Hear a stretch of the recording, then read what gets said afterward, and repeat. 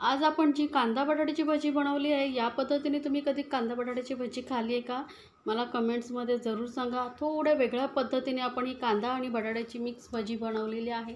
चवीला अप्रतिम लागते. बाहेर मस्त जोरदार पाऊस आणि ह्या पावसामध्ये अशी गरमागरम बाहेरून कुरकुरीत आणि आतून एकदम मस्त अशी जाळीदार भजी खायला मिळाली तर अप्रतिम लागते. तर एकदा नक्की बनवून बघा. मस्त अशी बाहेरून आतून जाळीदार अशी भजी झालेली आहे. चहाबरोबर किंवा चटणी सॉसबरोबर तुम्ही खाऊ शकता. तर बनवायला सुरुवात करूया. तर इथे बघा मी 1.5 कप बेसन घेतलेलं आहे. आता हे बेसनमध्ये आपल्याला थोडं थोडं पाणी घालून चांगलं बेसन फेटून घ्यायचं आहे.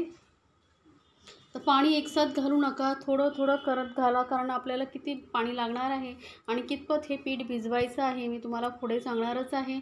तर व्हिडिओ पूर्ण बघा, म्हणजे तुम्हाला पूर्ण माहिती मिळेल भजी कशी बनवायची ती. हे बघा, आता बेसनमध्ये थोडं थोडं पाणी घालून आपण हे फेटत राहायचं आहे.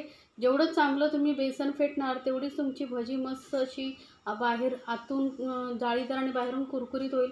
तर हे बघा, थोडं थोडं पाणी घालून हे पीठ मी आता मस्त असं फेटून घेते आहे. आता बेसनचा कलर बघा थोडा डार्क आहे, थोड्या वेळाने थोडा लाईट होत जाईल इतपत आपल्याला हे बेसन फेटायचं आहे. तर बेसन कसं फेटायचं आहे बघा, एका साईडने एका डायरेक्शनमध्येच फेटायचं, एकदा इकडून एकदा तिकडून नाही, एकच डायरेक्शनमध्ये बेसन फेटायचं.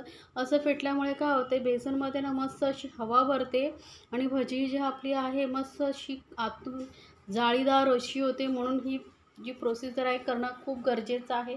तर बेसन बघा इतपत असं आपण मस्त असं फेटून घेतलेलं बेसन पूर्ण हलकं झालेलं आहे. मस्त असं जेवढं फेटाल तेवढी तुमची भजी छान होईल. तर आता हे बेसन आपलं मस्त फेटून झाल्यानंतर याला आपल्याला थोडा वेळ रेस्टवरती ठेवायचं आहे. तर आता मी हे बेसन ठेवते साईडला आणि आपण पुढे काय करायचं ते पाहूया. तर इथे बघा 2 कांदे घेतलेले आहेत, थोडे जाडसर असे कापून घेतलेले आहेत. 1 चमचा आलं लसूण पेस्ट घ्यायची आहे. त्यानंतर 2 हिरव्या मिरच्या बारीक कापून घेतलेल्या आहेत. आपण इथे लाल मिरची पावडर वापरत नाही, त्यामुळे 2 मी घेतलेल्या आहेत मिरच्या. थोडीशी कोथिंबीर आणि 1 बटाटा घेतलेला आहे. आता हा बटाटा आपल्याला कसा वापरायचा आहे ते मी पुढे तुम्हाला सांगते. तर बटाटा आपल्याला किसून घ्यायचा आहे. ज्याकडे मोठी किसणी असेल तर मोठ्या किसणीवरतीही किसू शकता. तर इथे मी मस्त असा बटाटा किसून घेते. बटाटा किसून आपल्याला स्वच्छ 1-2 वेळा धुवून घ्यायचा आहे.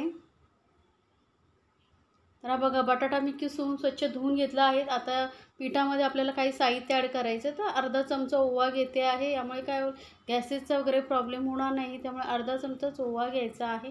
थोडंसं हिंगही तुम्हाला आवडत असेल तर घालू शकता. पाव चमचा एवढीच हळद घालायची, हळद जास्त घालायची नाही. त्यानंतर आपण यामध्ये आलं लसूण पेस्ट घालूया. मी आलं लसूण इथे किसून घेतलेलं आहे. तुम्हाला पाहिजे तर पेस्ट करूनही घालू शकता, पण किसून छान फ्लेवर येतो.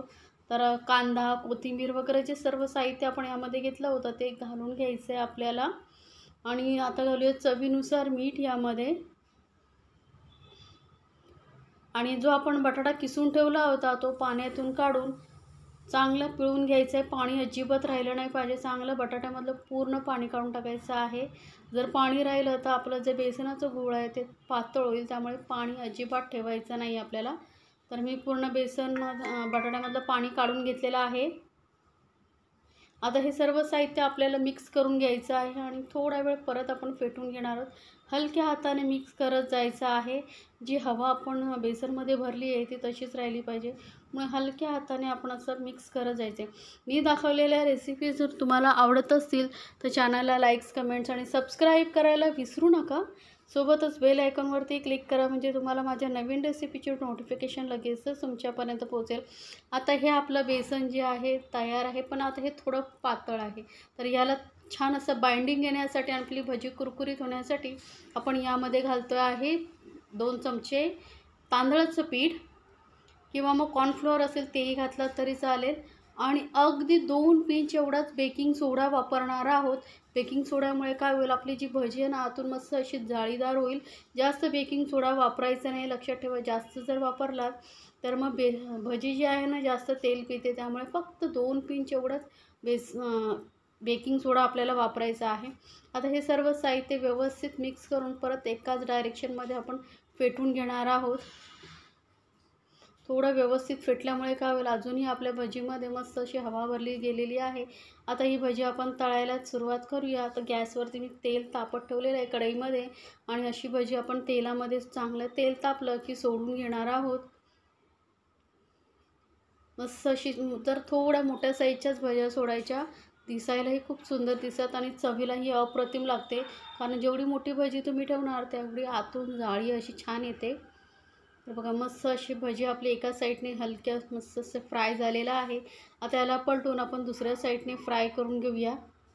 सतत भजीना आलटत पलटत नाही राहायची, एका साईडने व्यवस्थित त्याला फ्राय करून दुसऱ्या साईडने फ्राय करत ठेवायची आहे. असं केल्याने काय होतं माहिती आहे, भजी आहे ना पूर्ण आतपर्यंत व्यवस्थित फ्राय होते. सतत तुम्ही त्याला पलटत राहिलात तर मग भजी व्यवस्थित फ्राय होत नाही, आतून थोडी कच्ची राहते आणि व्यवस्थित जाळीही पडत नाही त्याला. बघा मस्त अशी आपली भजी तयार झालेली आहे. किती सुंदर दिसेल का. एकदम लो टू मीडियम फ्लेमवरती मी ही भजी फ्राय करून घेतलेली आहे. तर कलर बघा किती छान आलेला आहे आपल्या भजीला. तर आता ही भजी आपण काढून घेऊया.